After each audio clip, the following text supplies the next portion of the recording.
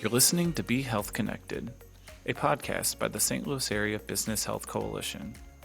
Your host for today's episode is Annie Fitzgerald, BHC Director of Member Engagement and Health Solutions.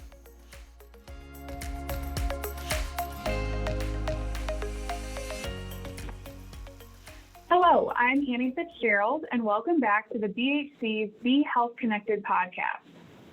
Since 2001, St. Louis nonprofit BioSTL has laid the foundation for the region's innovation economy with a comprehensive set of transformational programs that elevate St. Louis's leadership in solving important world changes in agriculture, medicine, healthcare, and other technology areas. BioSTL's recruitment arm, GlobalSTL, serves as a navigator to St. Louis's world-class corporate and innovation ecosystem and introduces overseas innovators to major payers, providers, and employers here in St. Louis. In this episode, we are joined by Vijay Chauhan, an expert in global health innovation, to explore how employers can connect with digital solutions from around the globe at the 2023 Healthcare Innovation Summit. Vijay, thank you so much for being here. Hi, Annie. Thank you so much for having us and looking forward to our conversation today with you. Me as well. So to get us started, for those that are not familiar, can you introduce our audience to the work of BioSTL and GlobalSTL and maybe speak to how they've transformed St. Louis into a hub of innovation and problem solving? Absolutely, Annie. So BioSTL is a nonprofit that was started 22 years ago by Bill Danforth, who was the Chancellor of Washington University. And he observed that we have a lot of good innovation in our region. But when those innovators were looking to form companies, there was no ecosystem for them. And they would leave and go to the East Coast and the West Coast, secure the capital, secure what they needed, create huge economic outcomes. And all those other regions were benefiting from our innovation, and we were just a farm system. And so he decided that for St. Louis to be vibrant in the 21st century, we had to build our own innovation ecosystem. And that is the mission that BioSTL was given to do. So what that means is if people are in St. Louis familiar with the Cortex Innovation District, building an innovation district is really important to building an innovation economy. You want all these entrepreneurs to be closely housed, working with each other, and having the shared experience. And so we didn't have any innovation districts when we started our journey. We built Cortex, which was the first one. Then there's another one called 39 North that is in the Creve Coeur area. So we had this idea of innovation districts. There was no venture capital in St. Louis, and our organization catalyzed the formation of venture capital. And then we realized that we had to build St. Louis startups. And we then created BioGenerator, which is an initiative inside BioSTL to create St. Louis startups. And now we've built about 100 companies. We've invested $45 million into those companies and helped those companies raise $2.8 billion of venture capital. And 90% of that venture capital of $2.8 billion came from outside of St. Louis. So after all these years where all the East Coast and the West Coast folks were stealing our innovation, we finally got good at picking their pockets and bringing their money back into St. Louis. So that has been a really wonderful journey of success in changing the brand and the innovation economy when it came to creating St. Louis startups. But then we said, in addition to creating our own startups, can we also become a magnet for global innovation that is coming to the United States and doesn't necessarily think about St. Louis and the Midwest? They all want to go to Boston and Silicon Valley. We said, how do we become a magnet for that innovation? And that's what GlobalSTL was built to do. And, we can talk a little bit more about how we did it, but that's a little bit about what BioSTL and what GlobalSTL is about. That sounds like quite a feat, and I'm sure you all have had your work cut out for you, but the great work that you've done is really fascinating, particularly the idea of GlobalSTL. And I know you have a Healthcare Innovation Summit coming up here soon. Could you give us a glimpse into what happens at that summit and how it brings together those global digital health solutions with, St. Louis employers, providers, and payers? Right. So when we launched GlobalSTL, we said, the companies that we want to bring to St. Louis are companies that have already got a solution. So they're not these early stage companies. And those companies, what they valued more than anything else was access to customers, partners, strategic collaborators. So we looked around our region and said, where do we have significant amount of organizational capacity to buy innovation? And we realized in healthcare, we have a massive healthcare footprint. As you know, Annie, we have some of the best hospital systems between BJC and Mercy and SSM, with their teaching hospitals at Washington University, at St. Louis University. We have Express Scripts, we have Centene Corporation. And so we have a very robust healthcare industry in St. Louis. We also know that employers are a very important buyer of healthcare benefits, but also benefits to improve the well-being of their employees. And as the world is changing, new ways of delivering benefits, new ways of reaching members through digital innovation was really important. So we realized that between our employers and our healthcare organizations, we had a tremendous amount of buying power, but they were all sitting in their own silos, not talking to each other, and they were not on the radar of any of these global innovators. So we decided to make the case that if we could convene all of them, pull them out of their silos, put them on a common platform, we could get the attention of these innovators. And so when we did an analysis of all the revenues that are flowing through the organizations headquartered in St. Louis, it was really surprising to even our local folks that St. Louis has more revenues of healthcare organizations in St. Louis than Boston, Cleveland, Philadelphia, Nashville, Chicago, and pretty much any city in the United States except for Minneapolis. So St. Louis is number 2 in the country when it comes to the amount of healthcare industry we have. And we decided to use that to make it into a magnet to bring the best innovators and say, why are you wasting your time in Boston and San Francisco when they don't have that much buying power? Come to the place where there is massive buying power. And so we decided to express that buying power through a Health Innovation Summit. And so in 2017, we launched our first Health Innovation Summit.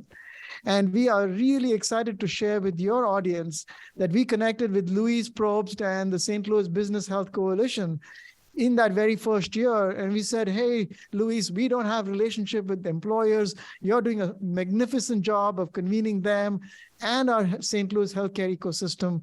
Could we collaborate and bring the innovators that all of us jointly want? And can we make the Innovation Summit a place where your members, the BHC members, could look at some cutting edge innovation and decide if they are going to bring value to each of your organizations. So our journey started with you all from day one. And here we are looking at doing our 7th GlobalSTL Health Innovation Summit on the 16th of August at Washington University at a location that we've used for the last 7 years. And I cannot tell you how excited we are that our partnership with St. Louis Business Health Coalition has only deepened, and we are going to bring some really great innovation.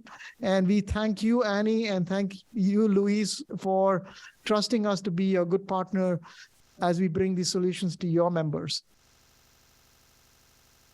Well, we're equally as excited, and over the last few years, we've kind of taken our own approach to taking a look at some of the innovative health solutions that are available to employers. So this just really adds to that work that we're working towards on behalf of our employers. So once again, appreciate the opportunity to participate and continue to partner. And I think you touched on this briefly in previous discussions, but for some, St. Louis may not be the first city that comes to mind when they're thinking of healthcare innovation. But are there any other unique qualities in addition to kind of the healthcare buying power or advantages that St. Louis offers that makes it an ideal host for a summit like this?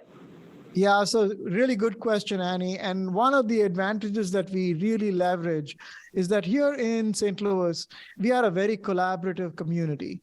If you go to Boston and San Francisco, everybody wants to be the top dog. It's really hard if you're an innovator to get access. Here, we come together, we figure out how to partner and collaborate. And when we bring these innovators and they experience how collaborative we are, how interested we are in win-win partnerships, our brand really shines. And then, we all know if you live in St. Louis, we have a beautiful city. We have got wonderful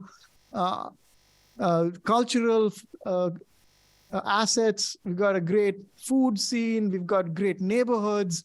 So these folks are really excited when they come to St. Louis, meet the people, see how interested we are in collaborating and creating win-win partnerships.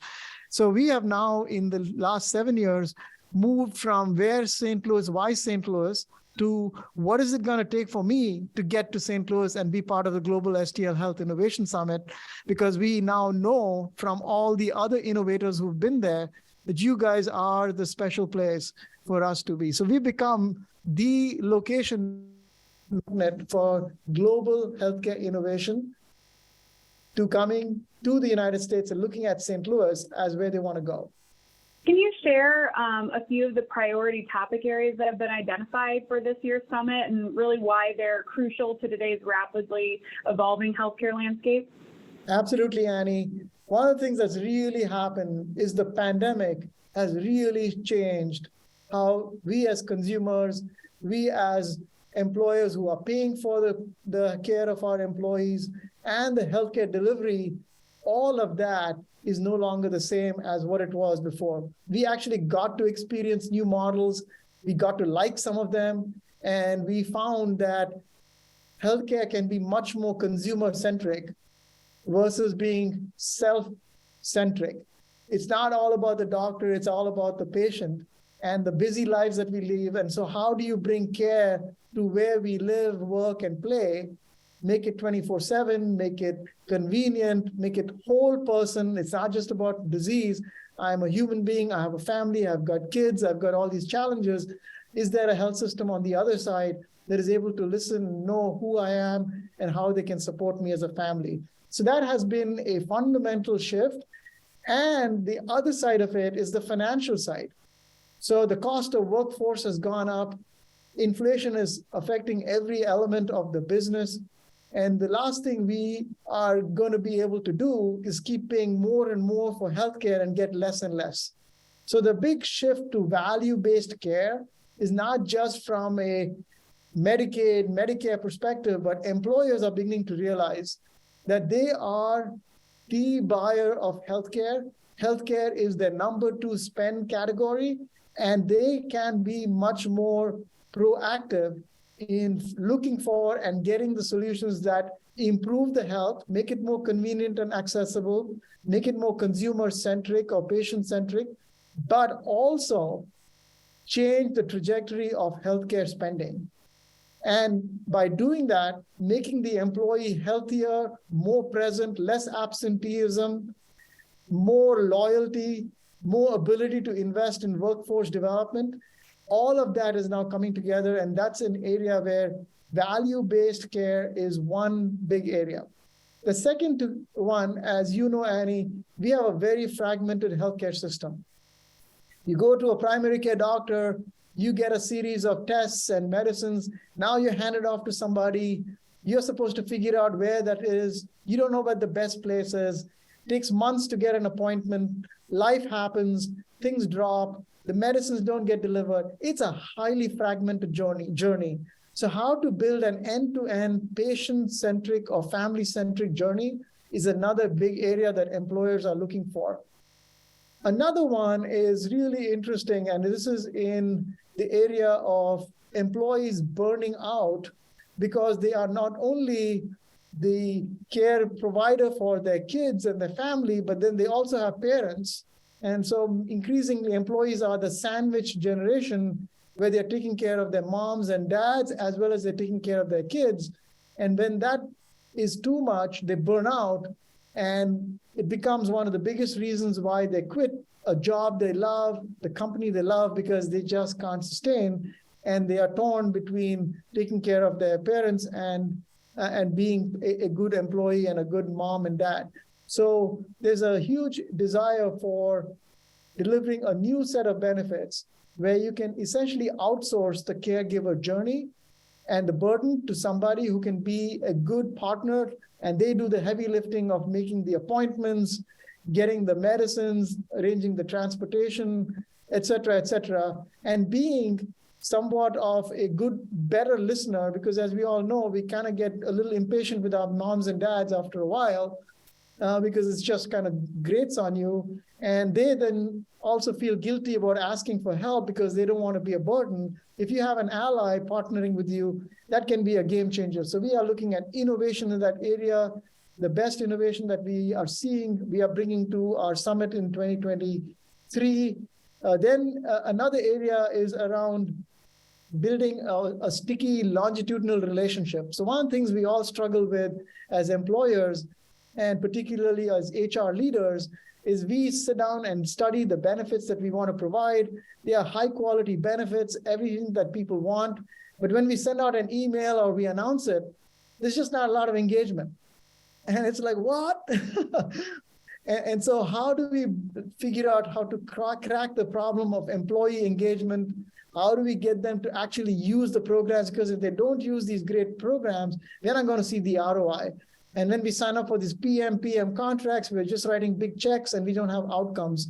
And so building a much more stickier relationship, a longitudinal relationship, we are looking at innovators who can be a partner with health benefits managers to actually make that longitudinal sticky journey happen. So these are some of the things that we are bringing to the summit. Well, from value-based purchasing to caregiving to employee engagement, it sounds like you really have a finger on the pulse of what employers are looking for. These are the exact conversations we're having with our employer members, right now. And you've really kind of driven home the fact that employers play a crucial role in shaping the healthcare ecosystem. Can you maybe speak to how they might benefit from participating in the Healthcare Innovation Summit, and maybe share any success stories or examples of how employers have participated in the past? Absolutely. Great question, Annie. So the answer of that lies with our partnership with you, Annie. So as you know, we selected a small number of innovators, about 33, 35, that were addressing the pain points I just discussed before. And we sent it to you and say, Annie, can you put on the voice of the employer, voice of your members, and think about which innovators you think will be most meaningful? So we've received your feedback. We're going to receive feedback from other partners. As you know, we work with all the healthcare organizations, from the hospital systems to the insurance companies to the pharmacy benefits managers. So all that feedback is going to come, and we are essentially going to develop a small list of those companies that are achieving the highest amount of interest across everybody. So those small 15 to 20 companies, we're going to invite to the summit.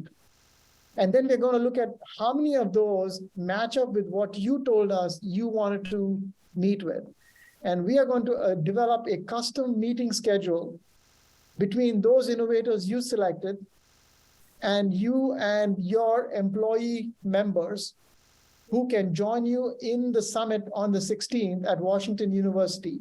They can be in the room with you, and we will have this customized meeting schedule, and they'll be able to meet with each innovator that you hand selected. But if they are super busy and they can't come to the summit, they can join virtually. And because we'll send you the meeting schedule 1 month in advance, they will know, oh, that one is on caregiver burnout. That's of interest to me. That's at 3:30. I want to hop in on the Zoom link and spend just 20 minutes and listen and learn. So we are going to make it highly convenient and accessible for all your members to be able to join in on the innovators that are resonating with what they think they want to bring to their employees. And you will be our convening partner. Without you, we won't be able to pull it off. So Annie and Luis will be in the room. Any other employer members you want to invite are most welcome, not just for this segment, but the entire summit. We'll send you the agenda for the summit, Annie, and if there's any way to attach it or share it with your members, we'll be happy to do that.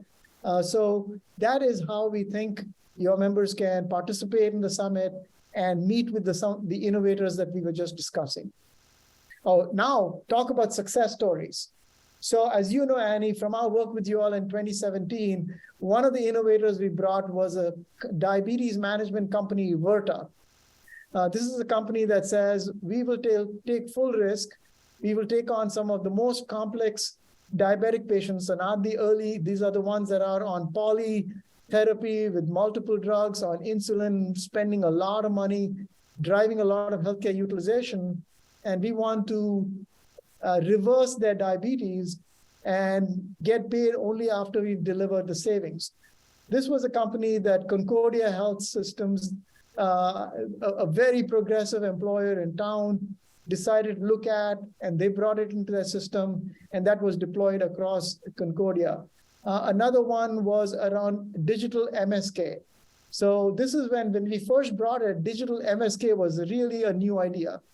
A lot of our employees who are suffering some kind of pain issue, more often than not, what's best for them is easy, highly convenient access to physiotherapy. At home, on their terms, highly customizable. And so these digital MSK solutions, Sword Health was one of those companies, and this was again adopted by several of our employer colleagues. And what has come out of all of this is now digital MSK has become pretty widely prevalent.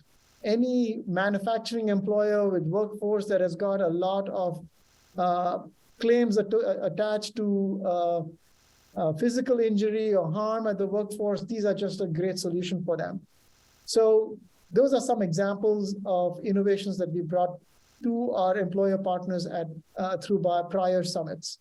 Well, and it's interesting because, as you said, something like a digital MSK solution seems to be the norm now, but, you all were really talking about it when it was cutting edge, and bringing it to employers. So it really just goes to show that participation in an event like this, or, at least following the results of the vendors that participate in an event like this, can really be beneficial for employers that are trying to, be on the cutting edge, where we're at in 2023.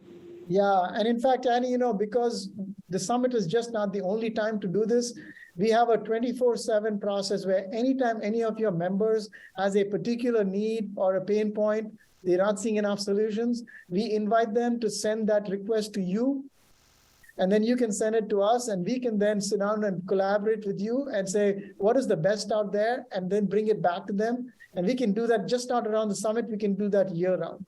Yes, it's a great partnership and definitely a great benefit for both, the Business Health Coalition and our employer members. As we wrap up, are there any other examples from past summits that demonstrate the impact of connecting employers to some of these health innovations? What lessons can our audience take away from some of these experiences that you've had? Yeah, so I think one of the big takeaways is we have now moved St. Louis from being fly over country to fly to country when it comes to the best healthcare innovators wanting to figure out where can they go to bring their solutions. So I would say we are now no longer at a competitive disadvantage. If any of our employers are looking for the best of the best, we are in a position to get them here even before they go to San Francisco, Boston, or any of these places. So what that means is if I'm an employer and I'm an HR manager here, we can tell our employees, guys, we can bring the most progressive benefits and solutions to improve the well-being of you and your families, to build a competitive workforce, because as we know, we are all competing for workforce. As new industries are coming, they always want to know where are the healthiest workforces, the best trained workforces. We think we can deliver that through the innovation that we can bring to our employer partners. And so we have changed the narrative of St. Louis. And what we need is our employer partners to allow this message to come to their own employees, because it's so sad. We actually have a lot of folks who are not aware of this great work, thinking about St. Louis still as a place where there's a lot of crime and nobody wants to come here and we don't have a great airport. This is a whole nother glass half full story. And we want our employees to know that, because then they can go and tell their loved ones who are in San Francisco and Boston who have young kids, what are you doing in those places? Come back here. Cutting edge innovation is here. Higher quality life, awesome employers and great benefits. And that becomes a magnet for bringing back the wonderful St. Louisans who left because they didn't think there was much going on here in St. Louis. So that'll be my ask of our employer partners. Let's do this together. We've got a lot of good things going on in St. Louis, and we should be cheering for that. Well, I couldn't agree more, and we'll be sure to bring that call to action to our members. Vijay, thank you so much for your time today. We really appreciate it. For those that are listening, if you're interested in learning more about GlobalSTL and the 2023 Healthcare Innovation Summit, you can visit the BioSTL website at www.biostl.org. Or, as always, reach out to anyone from the BHC team, and we'll be happy to connect you. So once again, Vijay, thank you so much for your time. Thank you, Annie. Really enjoyed our conversation and hope to make this the first of many together.